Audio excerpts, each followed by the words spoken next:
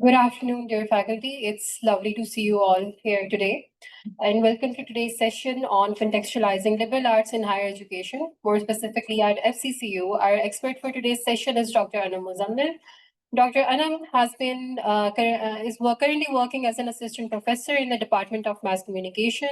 She has taught media analysis as visiting faculty to MS program in 2013 at University of Punjab. MPhil program at University of Central Punjab is visiting faculty. She is a postgrad research supervisor and has been affiliated with the Forman Christian College since 2010. She has a PhD in crime programming and risk perception from Punjab University, and she has presented papers on political marketing and natural disasters news coverage in Indonesia and Turkey, respectively. Her teaching interests include media and popular culture, PR, and conflict management. Dr. Anam, it's a pleasure to have you lead this session today, and please now over to you.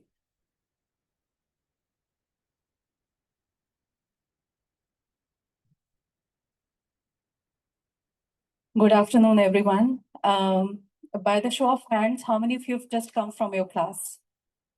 All right. So I have also just come from my class, so just bear with me because, again, I might take few minutes to get into momentum. So just bear with me for a couple of minutes. Thank you, Fatma, for the great introduction. Expert, I don't know, but I've been learning about liberal arts education, for the past couple of years. And I'm just here to share my organic, genuine understanding about the liberal arts education. The expectation from the session should be that we will not become the expert by the end of the session.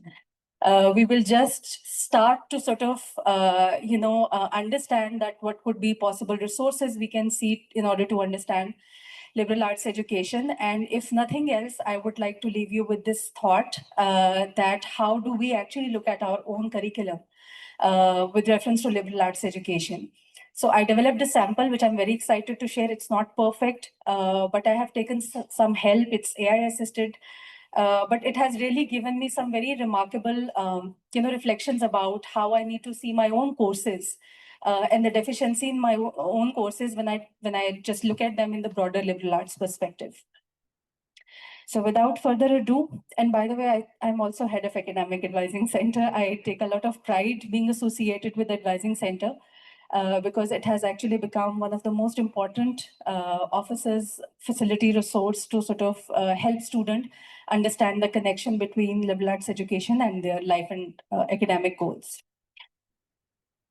Right. So we will discuss these 5 points today, starting with some of the very basic information regarding the central elements of liberal arts education. Then something that I have learned from our University 100 classes with our freshman class, because we teach a module on liberal arts education, and over the period of time, a very consistent question that I used to get from faculty and freshmen that, what is liberal arts? How is it relevant? And what I'm going to do with it once I'm going to graduate? So the second point is a reflection and co-learning with our students that how liberal arts education can be understood as an important component for modern workforce, and how the modern employees, contemporary employees, are asking for liberal arts education skills. Then third is why liberal arts matter. It's a little scenario that I would like to share with you. I will get some feedback from you. So it's a little exercise where, again, I will share a scenario and then some feedback is expected. Number 4 is, again, liberal arts and South Asia. Now, this is something that I developed after attending a workshop in Dubai, which was organized by Harvard South Asian Institute. So again, in this particular workshop, a lot of liberal arts university representatives, managers, administrators gathered, and we discussed that, what are some of the common challenges we are facing.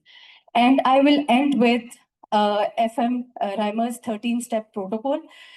Professor Reimers was actually one of the key trainers for this workshop, and he introduced us with his way of sort of working out liberal arts education and helping us to understand that how it can resonate in our curriculum. So I will share the protocol that he has shared with us. It is also available as part of one of the resources that he has published.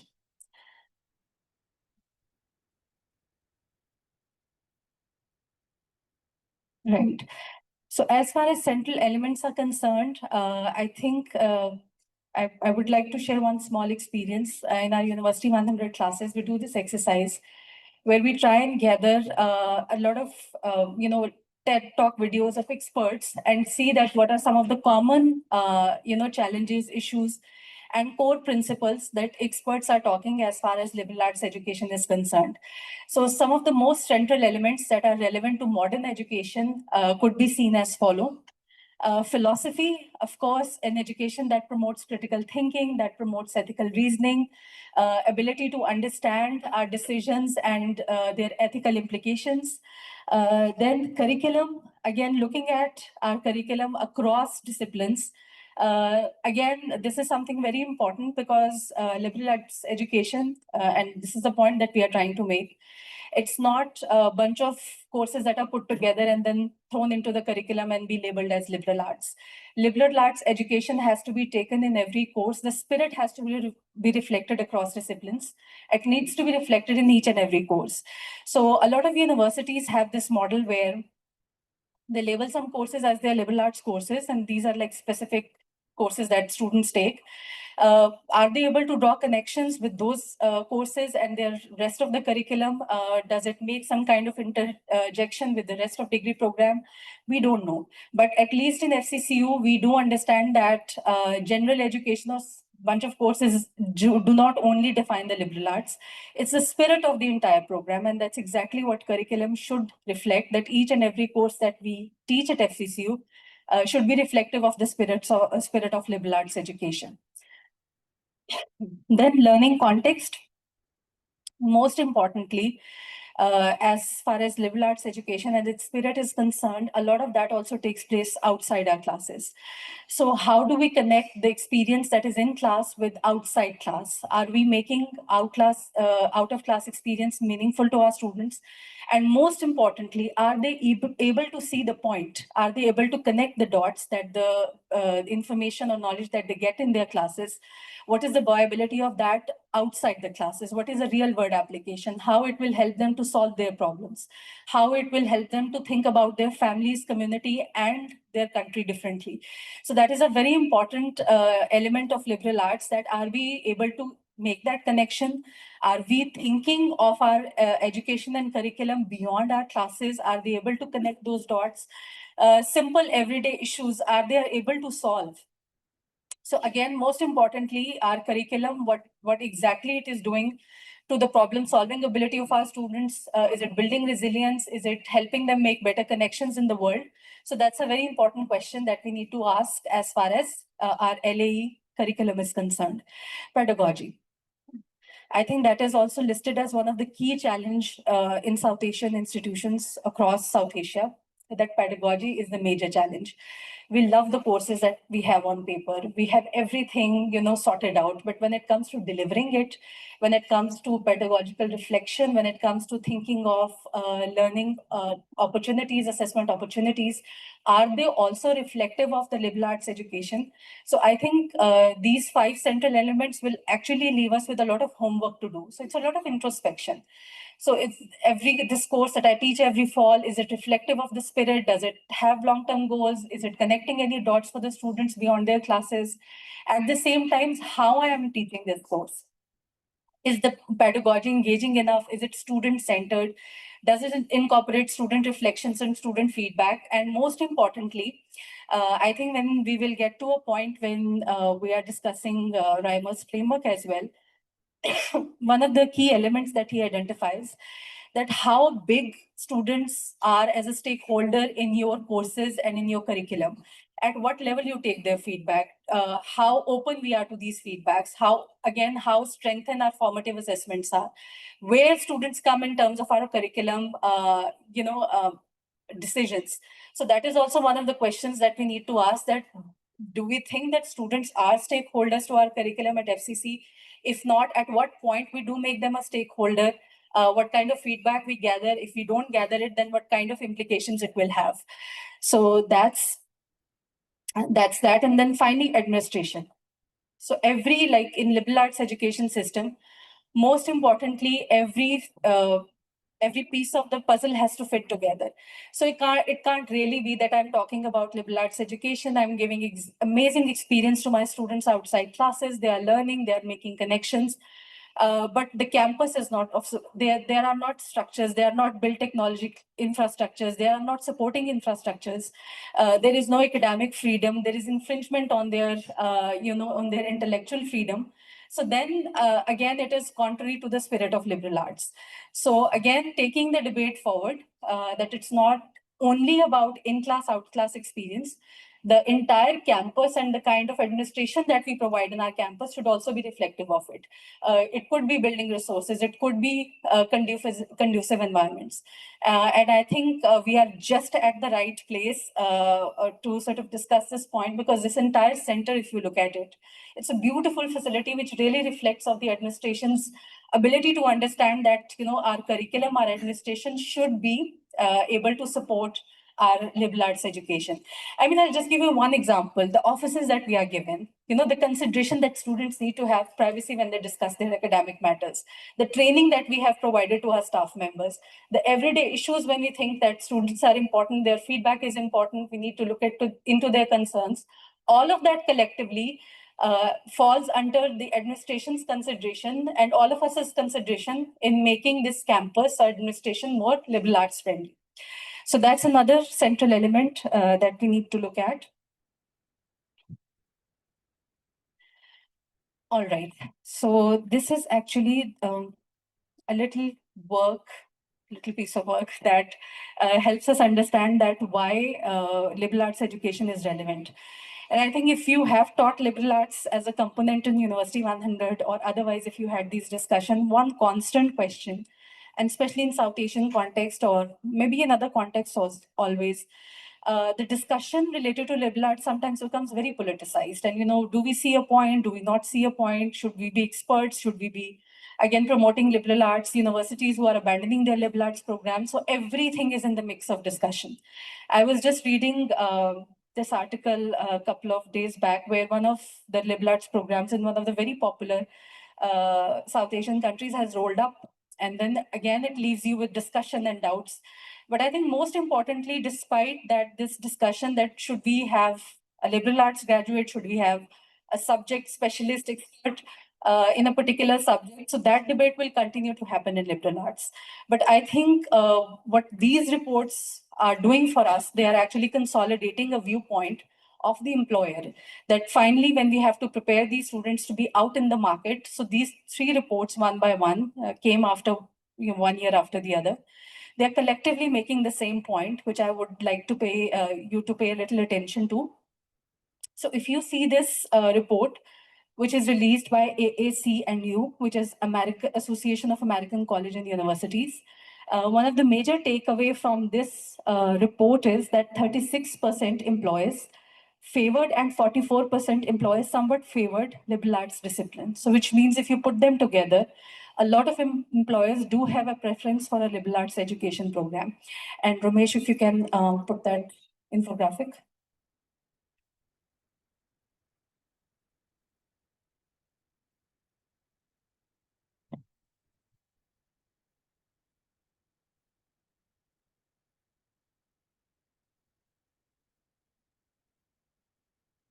Right.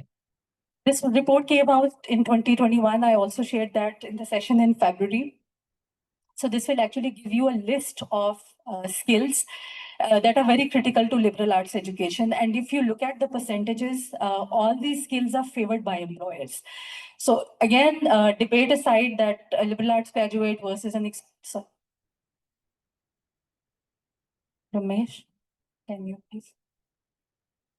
Right. So if you look at skills that are listed as important by the employers in 2021, again, ability to work effectively, teamwork, critical thinking skills, interpretation of data, application of knowledge in real world settings.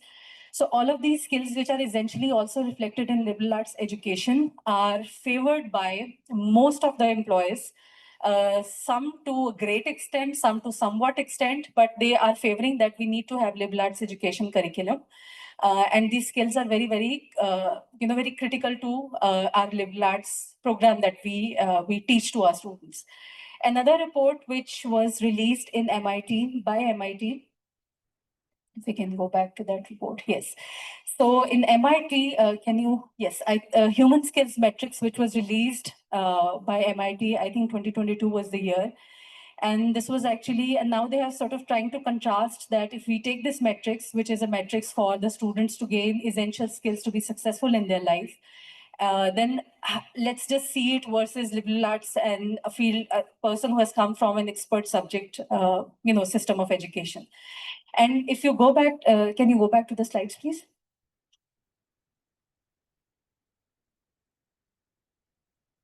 Yes, So again, if you look at one of the major takeaways for liberal arts from this report is that it does confirm that despite some fields are still marked by the preference for students who have expertise in a certain area rather than liberal art graduates, but still employers do give a lot of consideration to human skills, including critical thinking, creative communication, collaboration, initiative, integrity. So which means that human skills that liberal arts education promises to build are very important despite this debate that, we should have an expert in the subject area, or should we have students who've come from a trained liberal arts program.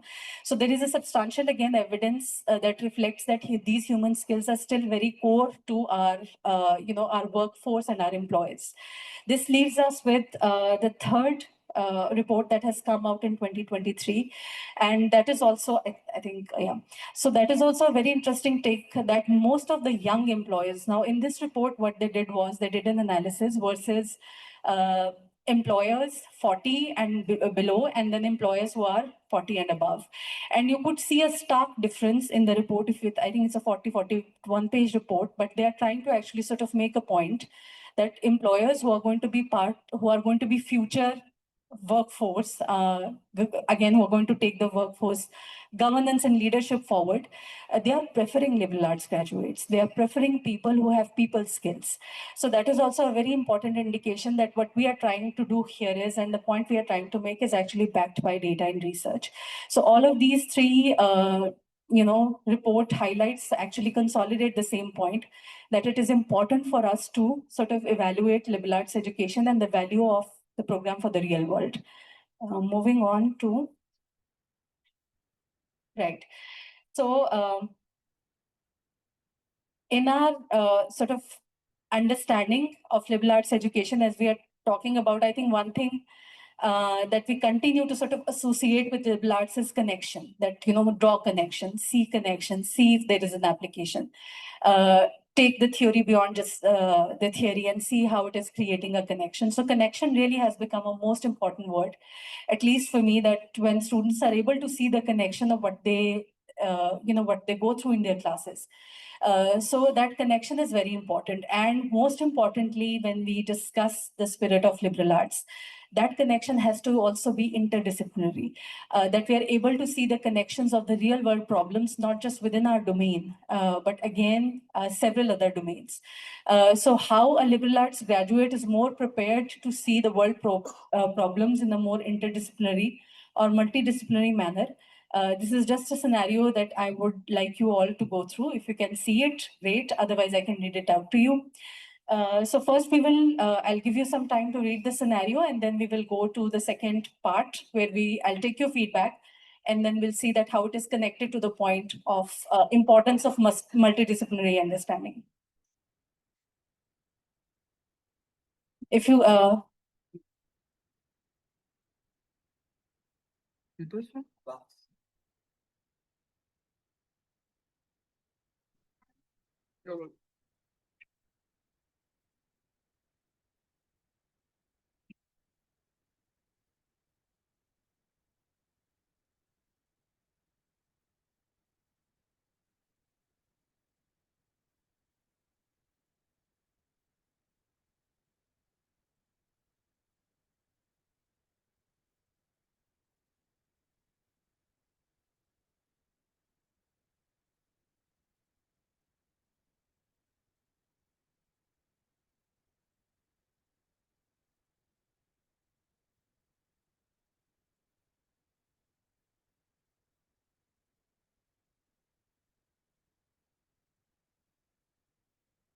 There are just a couple of lines towards the end. Is it okay for us if we just scroll it down if you have read this information?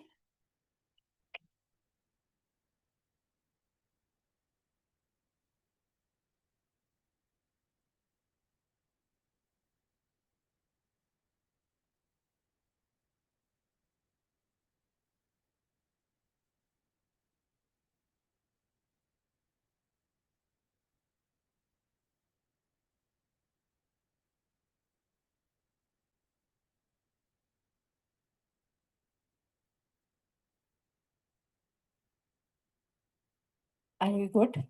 Shall we move on?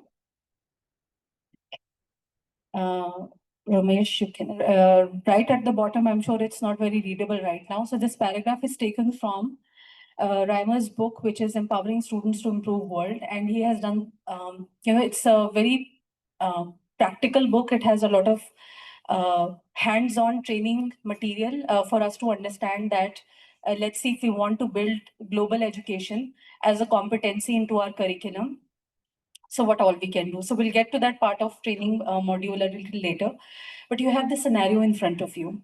And I'm sure we have faculty members sitting from various disciplines.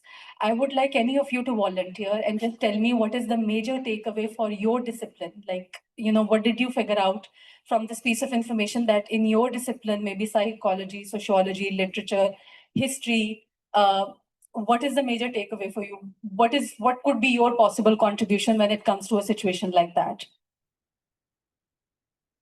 Anyone?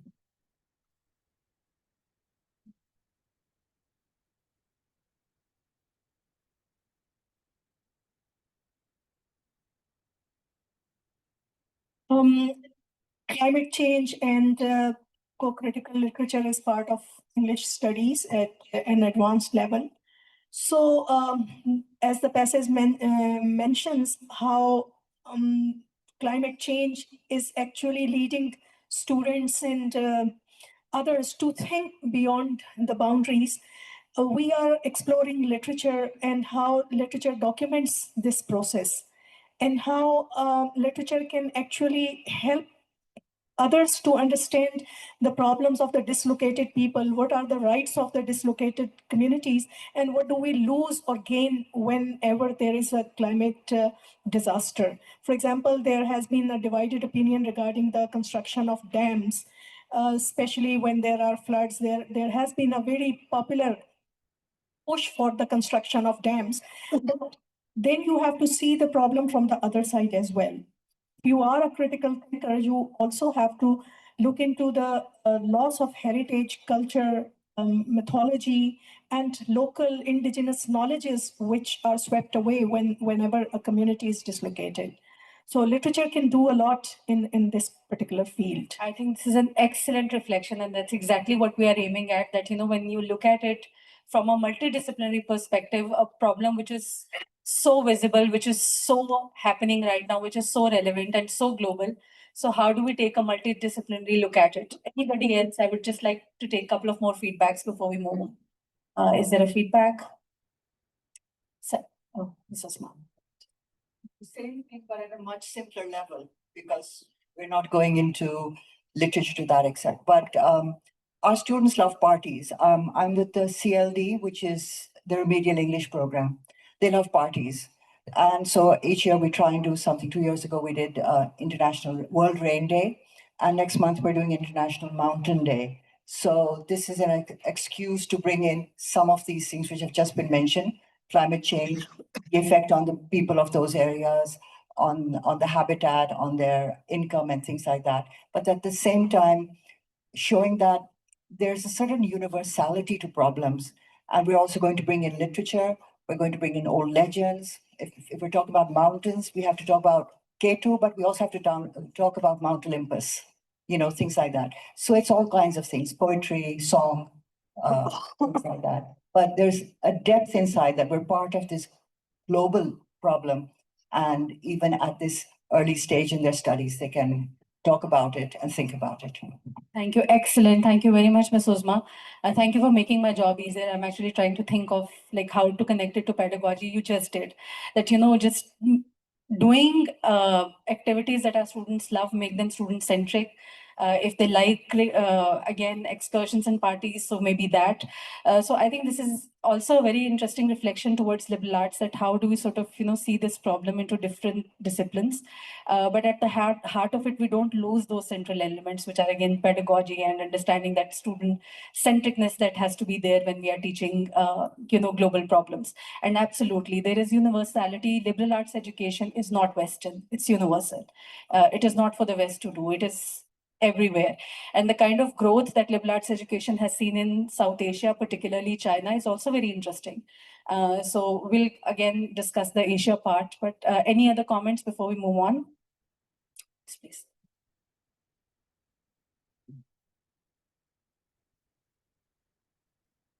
So from political science perspective, I would say that this scenario will bring a more comprehensive approach toward understanding the governance. Through this scenario, the governance is no more a territorial subject. It is no more a party-based thing. It is no more just a political matter. It's more like you can be punished for the deeds that you haven't committed or done. Climate change is such an example of it. And through this, it is not only about the politics of governance, rather it's the politics of sociology as well, where we can discuss the refugees and the migration and the living condition of those. Plus, it has to incorporate the chapter of economics as well. So it's all about political sociology, political economics, and the political governance. So all these three dimensions can be, categorized under a single umbrella, and that is, I think, the beauty that can add to the liberal arts education. Thank you very much. There are two more feedbacks. Okay, so we'll continue to take that. I'll just have to be Zunaidi. Okay, I think we do have time. We can have another 5 minutes for reflections and discussion. Okay, it's Rabab Durrani, CLD. So I will be talking about experiential learning. You see, as emphasized by David Cole, it's very important. And I usually make my students research on different cultures, different countries, and how the different habitats are changing, not only for people, but for animals also, and the impact on the global job market. You see, and they work together, either in pairs, in groups, and it gives them an opportunity to, refine their critical thinking skills and to work together, accept the views and have tolerance if they disagree, and come up with constructive criticism. So liberal arts advantage, this is, I would say, thinking across boundaries and coming up with solutions. And it's not that teacher is lecturing, the students are coming up with the solutions, the problems and the solutions through research work. Thank you. And this is Dr. Kurtland from School of Management and Business Perspective. This is very much related to our business, because all the business activities that are happening somewhere around the world, like AI innovation or everything like that. So that all across the users are happening across the boundaries. IT sector is expanding at the fastest pace. Now here I want to give the example of the recent student. His name is Atik. He just qualified the last year, and now he has joined DHL at DHL office at Bonn, Germany. So because of his interaction and because of his background in liberal art education and his understanding of different cultures and of course business activities is there.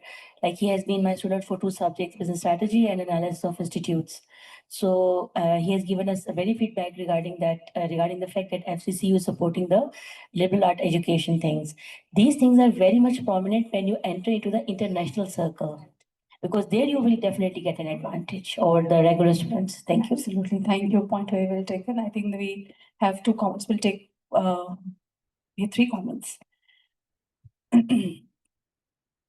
Thank you, Anna. As an art historian, I think I stress a lot on intellectual diversity and acceptance of thought.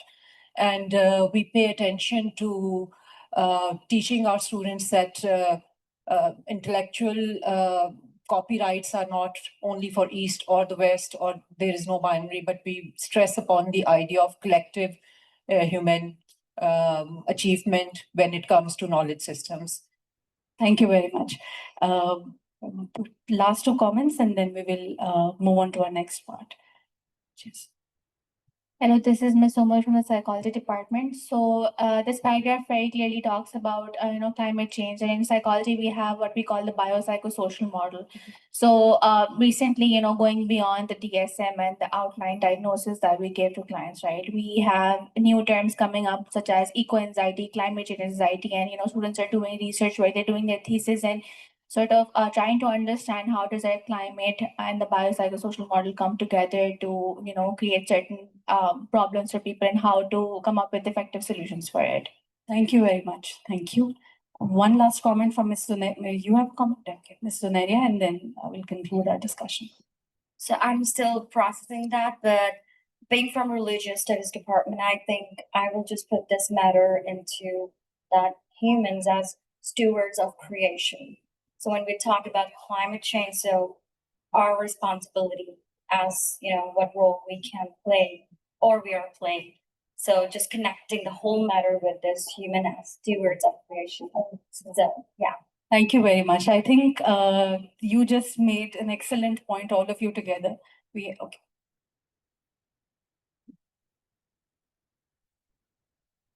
Thank you, Dr. Sabha. I think being an anthropologist and sociologist, and at the same time teaching at the Center of Public Policy and Governance, I see this text in the passage from different perspective. I have different interpretation of it. The first context that comes in my mind is that it's about a global South and North. And because the climate change is an issue which is affecting the global South, not the North. And they did the injustice, and we are bearing their. So in that perspective, this is a debate, or this is an issue between the two poles, South and North. At the same time, I see a little disconnect. Disagree. The climate change itself is a concept. Within that concept and context comes a lot of factors like climate change is affecting air quality and causing melting of ice and doing a lot of things. So we have to see the specific evidence of climate change, factor of climate change, or the proof of climate change. Then we have to connect with the social, economic, other factors. At the same time, I see that this is something. That's it. Sorry. Thank you very much, sir. I think precisely with the last comment, I think the discussion is upside down now. So absolutely, I think that's exactly what the beauty of liberal arts education is. And I think wonderful perspectives from literature. And I think we've spoken about heritage, and we've spoken about understanding your culture. We have again spoken about psychology and then climate-driven anxiety. We have a perspective of arts over it. And I think the main point, this passage, and through this passage that I'm trying to make is this, that the problems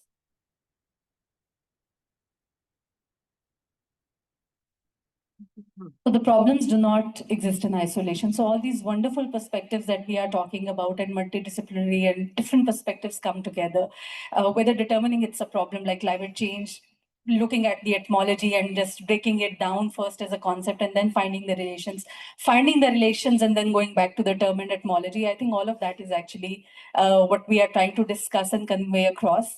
So just sort of a breakdown that how a problem like this could be related to multiple disciplines. And I think we don't even have to go down to the breakdown. We have a better breakdown done by our own faculty that how one single problem can have multiple perspectives.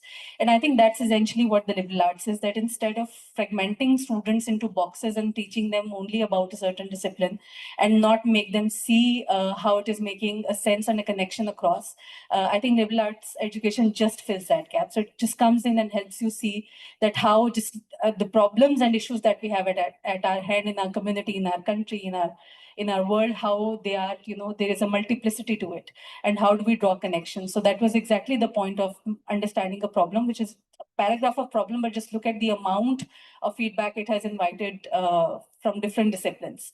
So that again was one of the points. Ramesh, can you move on? I think that has stopped one. Right.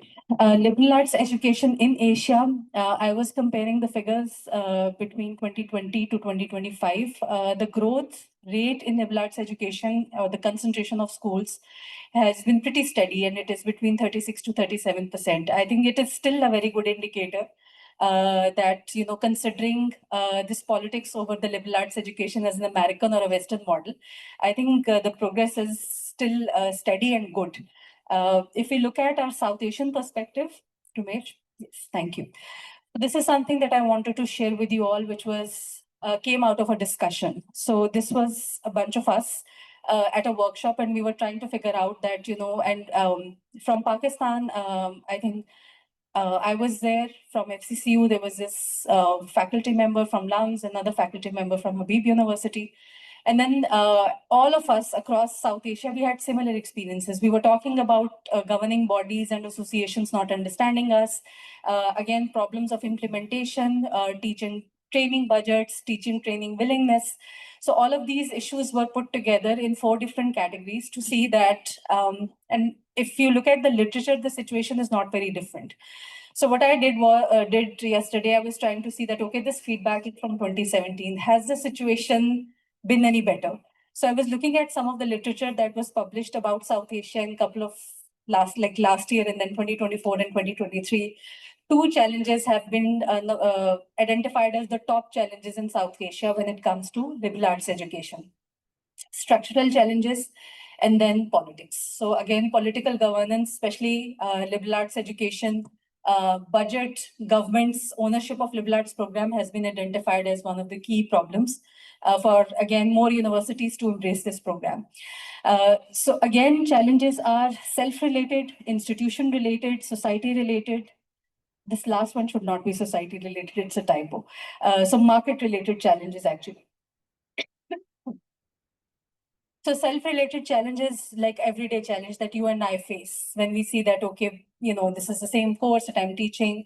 How do I make sure that I view it and see it in the spirit of liberal arts every day? What do I need to do? Where do I start? So I think training, and also a lot of times when we, and to be honest, I start to look at my courses more rigorously when we discuss liberal arts, and it's like, okay. And because sometimes it is out of routine, out of our workload, out of, you know, our sheer sometimes, you know, workload situations, we don't really review our courses the way we should have. So it could be sometimes it could genuinely be a training gap, but sometimes it is sometimes too much for us to, you know, sort of keep auditing our syllabi and curriculum to see if they are reflective of the liberal arts education. So of course, faculty skepticism, students, by the way, because I speak to freshmen as their first point of contact when they come to FCCU, and these 1,400, 1,500 students who come to FCCU, and this question has been consistent for the last 10 years. Why do I need to do sciences? What is the point of general education? Why can't I straight get to my biotechnology courses? Why do I have to take chemistry? I don't like it. I'm here to do computer science. But interestingly speaking, these questions the number of questions have started to go down. There are students who actually enjoy their general education courses. They have heard about our general ed program. They have expectations of these courses. The situation is changing. I'm not really sure if the good word is going out, or if generally as a society, I think we are more accepting of understanding the relevance of the other courses, relevance of general education program and that component to our degree programs. But I'm very happy that these questions are going down, because now students do take, do see a point that, okay, I have to take a sociology course because I want to know. I want to take, a basic biology course because science is important. I'm a psychology major. I know what is happening in sciences also.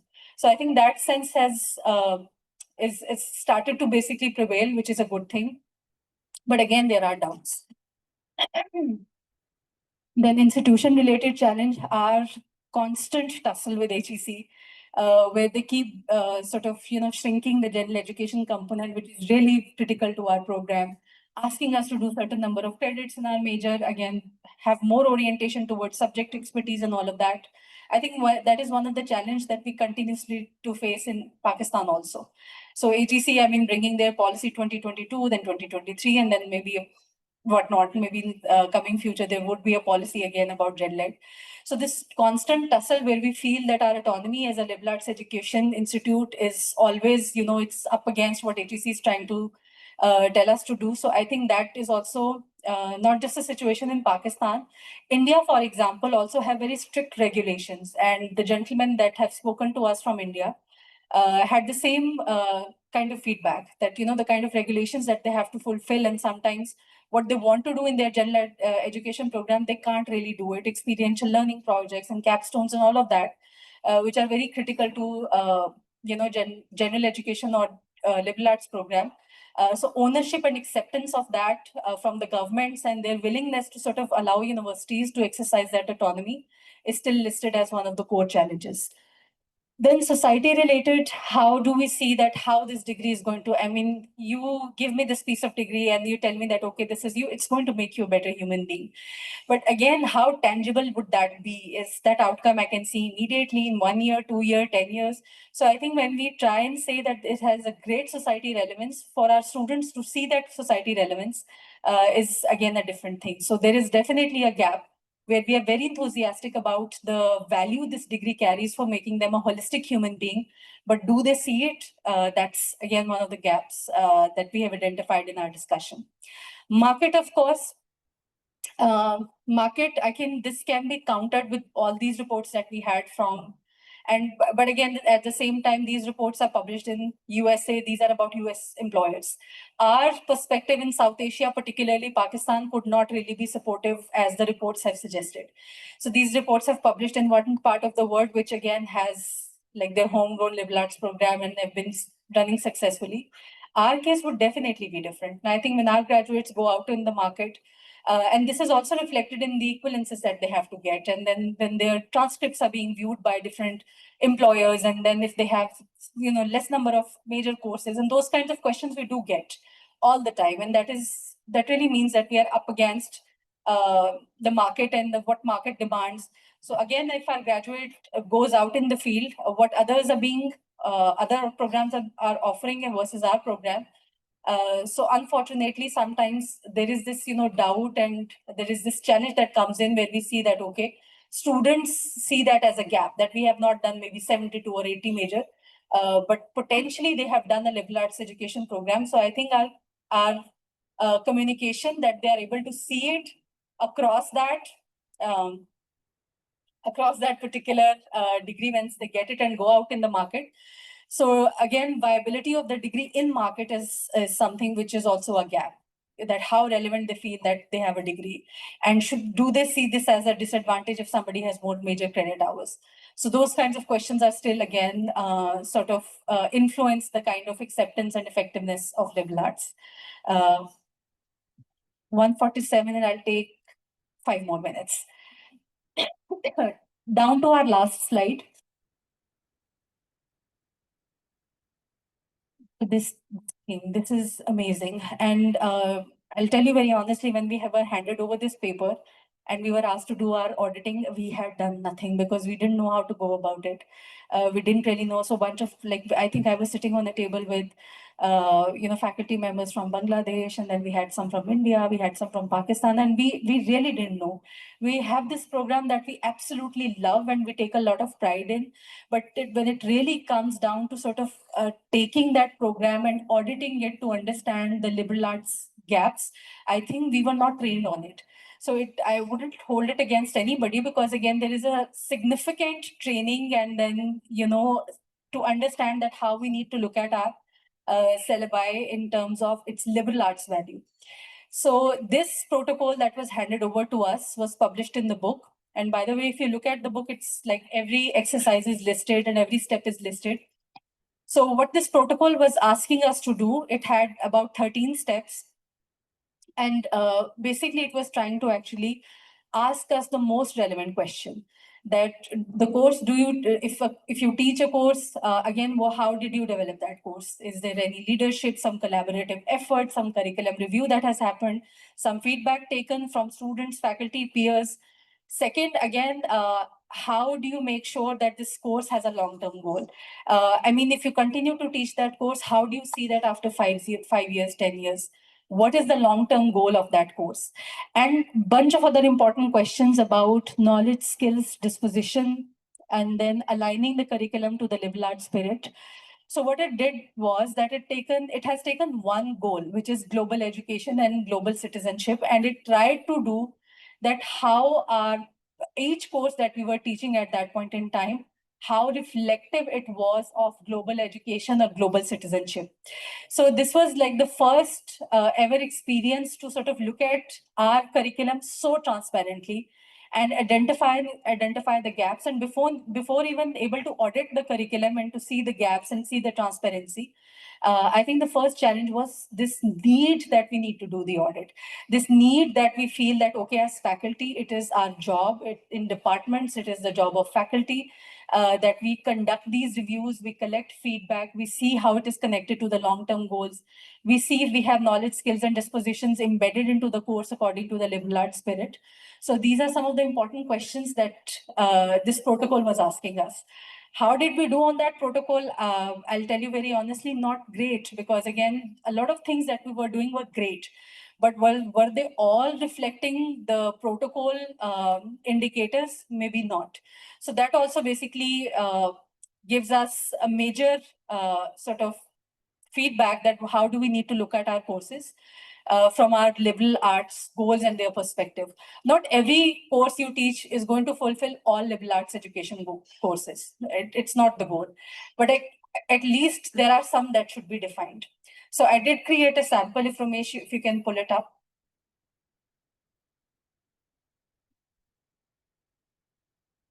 Right, so this is the course that I'm teaching currently. I'm coming from the class of this course. I'm COM 310. It is Mass Communication Studies. It's a course that I can't even count the years that I've been teaching it for. So I just did a little review of this course. I just put these 13 protocol in place, and I've sort of, have put the content against each protocol. So what I did, I actually gave the protocol and my course information, including a course outline to AI. And I asked it that just cross match to see that what areas that I'm not doing so well in.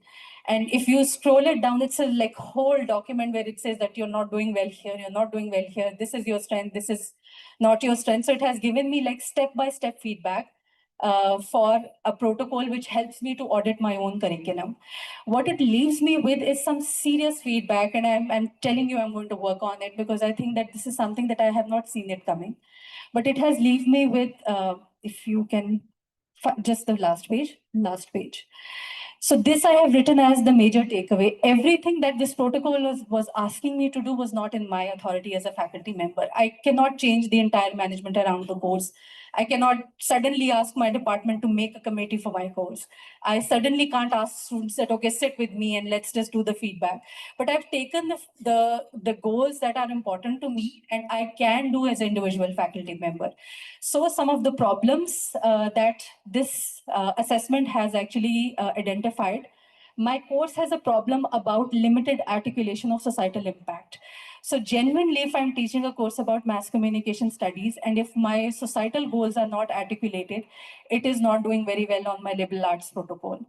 Second is need to redesign for action-oriented learning. I actually went back. I've seen my course outline, which I was very proud of, but then really realized that I am very proud of it. I like it, but it is not doing the job. It does not have action-oriented learning activities. So that is another thing that, of course, very critical to liberal arts that I've learned, and I'm going to do it now. Collaborative tools were missing. I now realize, I thought that, just randomly then designing an activity and making a group in the class, knowing that what am I doing in my class will not do. I have to sit down and see that how those collaborative tools are meeting their goals. Again, I should have more collaborative tools in this particular course that I'm teaching. Finally, formative feedback strategies have been identified as weak, which I thought that no, that's not the case. But now when I look at it and I feel that, okay, a lot of that is actually summative. They do a module, they give me feedback, okay, next. So again, the formative strategies, now I have to think more critically because it's again very crucial to liberal arts spirit and the student learning outcomes. So this is again a very quick experiment. It did not take a lot of time. All of the feedback, again, I'm saying is not doable is beyond my scope, or I don't agree with, because I think that I'm doing those things for a certain purpose. But still, it has been able to give me some feedback, which I genuinely believe and should be inculcated in my courses. So again, thank you very much. I leave you all with this little action that you can do at your part. Take any of your courses, put these protocols in place, let the AI do the job, and you will be left with amazing feedback. I was amazed to see what all gaps it has identified, because I thought I'm so good, and whatever I'm doing in my classes is absolutely fine. But I think it's an important introspection that we continue to learn from these different models that are in place, and we continue to learn about the spirit of liberal arts, because that's exactly what our job is as a faculty member, as part of this institution. Thank you very much, faculty. Thank you, Dr. Anna, for such an informative session. I may not have become an expert, but I surely took away a lot of things from today's sessions, and I'm sure our house full of participants shared the sentiment as well. Also, if you haven't already, please scan the QR code that is in front of you to mark your attendance and record your feedback.